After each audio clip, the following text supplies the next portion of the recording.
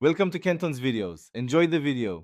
You start by preparing materials and your workspace so the stain behaves predictably. Lay the cloth or paper flat and tape edges if needed. This prevents shifting.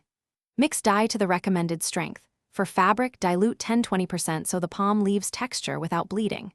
Once mixed, put a thin barrier under the work and wear gloves. Make sure excess dye can't soak through.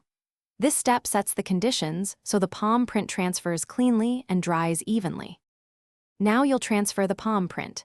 First, test on scrap to check color and soak time because different materials absorb differently.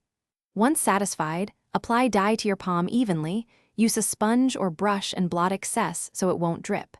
Position your hand carefully and press straight down with steady pressure for 5 to 12 seconds depending on absorbency. Then lift straight up. Make sure to avoid sliding. This method preserves ridge detail and prevents feathering or unintended smudges around the print. Finish by letting the stain dry slowly and undisturbed for 12 to 24 hours. For fabric, heat set per product directions to lock color.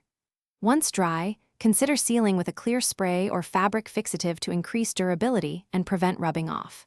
If the print looks uneven, you can reapply lighter layers selectively, but make sure to blot any excess immediately to avoid rings. If bleeding occurs, wash edges with a damp cloth quickly and let dry again. This single tip often saves a nearly finished piece. Thanks for watching. Consider subscribing if we helped you.